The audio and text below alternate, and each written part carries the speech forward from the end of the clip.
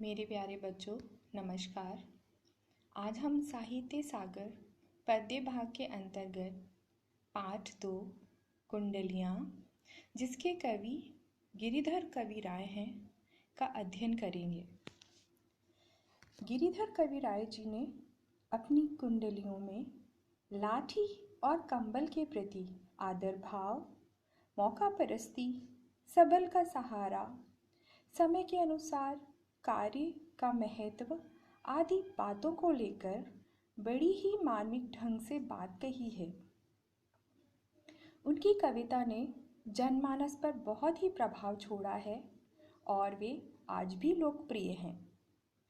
कवि कहते हैं कि हमें अपने जीवन में परोपकार को महत्व देना चाहिए तथा बिना बुलाए ऐसी जगह नहीं जाना चाहिए जहां हमारा अपमान हो।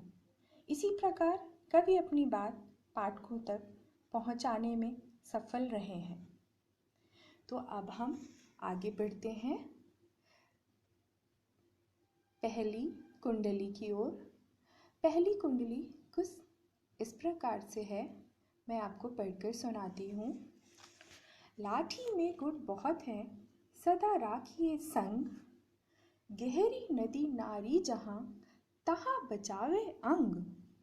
तहाँ बचावे अंग, झपटी कुत्ता कह मारे, दुश्मन दावागीर होए, तिनहु को मारे। कह गिरिधर कवि राय, सुनो हो दूर के बाठी, सब हथियारन छाणी, हाथ में लीजे लाठी।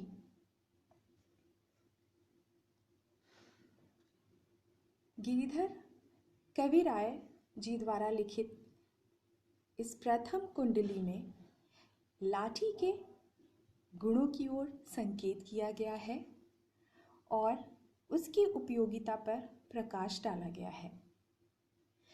गिरिधर कवि राय कहते हैं कि लाठी में गुण बहुत हैं, सदा राखिए संग। लाठी में बहुत सारे गुण हैं, इसलिए हमें इसे हमेशा अपने साथ में रखना चाहिए। गहरी नदी नारी जहाँ, तहाँ बचावे अंग। यदि हम कहीं रास्ते में जा रहे हैं और अचानक से कोई गहरी नदी या नारी, नारी से तात्पर्य है नाली अर्थात गड्ढा, आ जाए तो लाठी वहाँ पर हमारी रक्षा करती है, क्योंकि लाठी का प्रयोग करके हम नदी और नाले की गहराई का पता लगा सकते हैं और उसके सहारे नदी और नाले को पार भी किया जा सकता है। तहाँ बचावे अंग, झपटी कुत्ता कह मारे। नदी नाले से तो हमारे शरीर की रक्षा करती ही है, इसके अतिरिक्त भी लाठी बहुत उपयोगी है। लाठी और क्या करती है कि अगर मार्ग में किसी कुत्ते से हमारा सामना हो जाए तो लाठी उससे भी हमारी रक्षा करती है, क्योंकि कुत्ते के झपटने पर लाठी से हम अपने आप को सुरक्षित कर सकते हैं। लाठी से हम कुत्ते पर प्रहार करके उसे दूर भगा सकते हैं। दुश्मन दावागीर होए, तिनहु को मारे। दावागीर, यहाँ दावागीर से तात्पर्य है दावा करने वाला या हक जताने वाला। तिनहु मतलब उनको भी। कवि गिरिधर यहाँ पर समझाते हुए कहते हैं कि यदि कभी दुश्मन से हमारा सामना हो जाए तो भी लाठी हमारे बहुत काम आती है, क्योंकि लाठी का प्रयोग करके हम दुश्मन पर विजय प्राप्त कर सकते हैं। कह गिरिधर कवि राय, सुनो हो दूर के बाठी। यहाँ बाठी से तात्पर्य है पथिक या रास्तागीर। गिरिधर कवि राय कहते हैं कि हे पथिक, हे रास्तागीर, तुमको बहुत दूर जाना है तो तुम मेरी बात को ध्यानपूर्वक सुनो, दूर तक यात्रा करने वाले। हे रास्तागीर, मेरी बात को ध्यानपूर्वक सुनिए। सब हथियारन छाणी हाथ में लीजिए लाठी। सारे हथियारों का त्याग कर दीजिए। छाणी मीन्स छोड़ दीजिए, त्याग कर दीजिए और क्या करिए? हाथ में लीजिए लाठी। हाथ में लेकर के हमेशा यात्रा करिए, क्योंकि कभी भी आवश्यकता पड़ने पर यह लाठी आपके शरीर की रक्षा करेगी। इसीलिए कवि गिरिधर ने लाठी को बहुत उपयोगी माना है और लोगों को यह सलाह दी है कि सभी हथियारों का त्याग कर देना चाहिए और जहाँ भी जाएं आप साथ में लाठी लेकर के अवश्य जाएं। अब हम दूसरी कुंडली की ओर बढ़ते हैं। दूसरी कुंडली कुछ इस प्रकार से है। कमरी थोड़े दाम की बहुते आवे काम, खासा मलमल वाफ्ता उनकर राखे मान। उनकर राखे मान बंद जह आड़े आवे, बकुचा बांधे मोट रात को झारी बिछावे।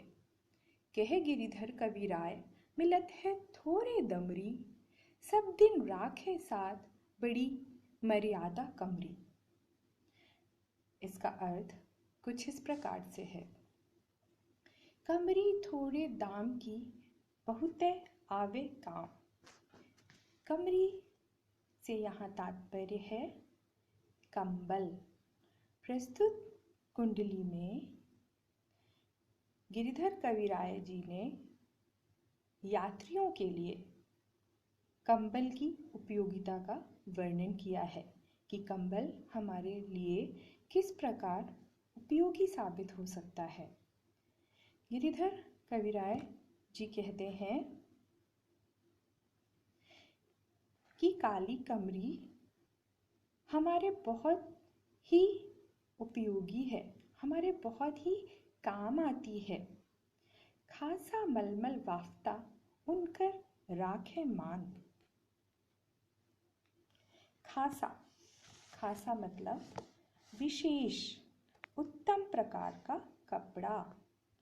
वाफ्ता, वाफ्ता का अर्थ होता है महंगे वस्त्र। उनका राखे मान, मान उनकी मर्यादा की रक्षा करती है। इसका अर्थ कुछ इस प्रकार से है कि यह कमरी हमारे बहुत काम आती है। आवश्यकता पड़ने पर यह खासा मतलब एक उत्तम प्रकार का कपड़ा, मलमल और वाफ्ता, वाफ्ता अर्थात महंगा कपड़ा जैसे कीमती कपड़ों की धूल, पानी आदि से रक्षा करती है। उनका राखे मान बंद जह आड़े आवे, और क्या करती है कि उन कीमती कपड़ों की रक्षा तो करती ही है, इसके साथ ही जहाँ कोई बंद, बंद मतलब किसी वस्तु को बांधना या बांधने वाली वस्तु, उनका राखे मान बंद जह आड़े आवे, महंगे कपड़ों की रक्षा करती है।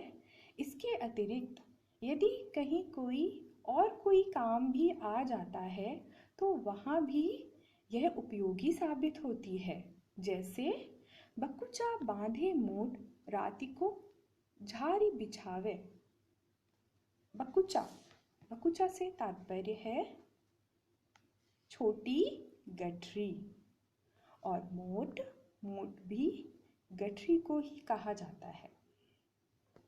तो आवश्यकता पड़ने पर हम उसकी गठरी बना सकते हैं, उसमें किसी वस्तु को लपेट सकते हैं, बांध सकते हैं, और क्या कर सकते हैं, रात को झारी बिछावे।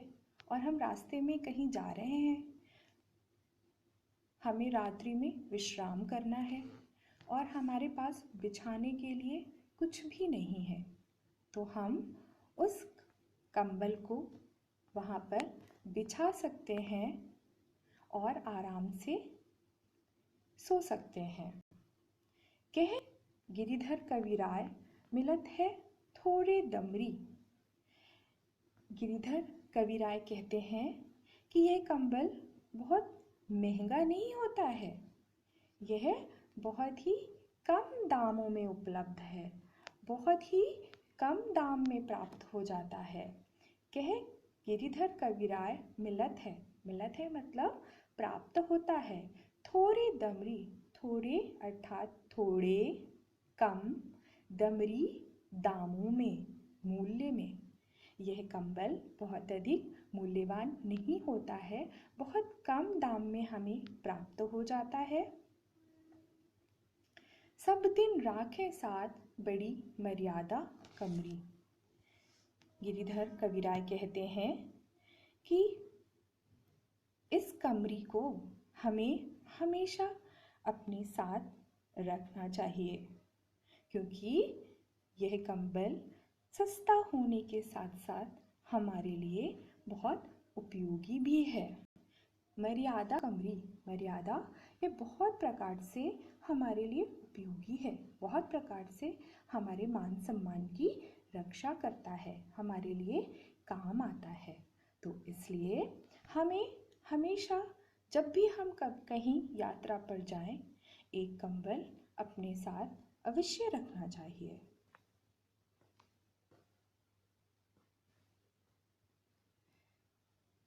मुझे उम्मीद है कि कुंडलियों का भावार्थ आप सभी को भली भांति समझ में आया होगा। फिर भी यदि कोई समस्या है तो आप कमेंट बॉक्स में पूछ सकते हैं। मैंने इन दोनों कुंडलियों से संबंधित अभ्यास कार्य के लिए कुछ प्रश्न तैयार किए हैं।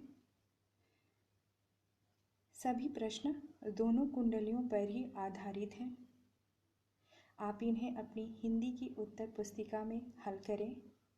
प्रश्नों के उत्तर लगभग 40 शब्दों में होने चाहिए।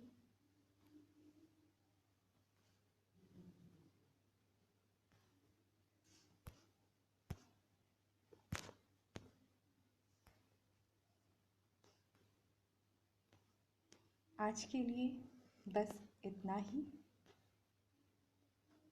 धन्यवाद।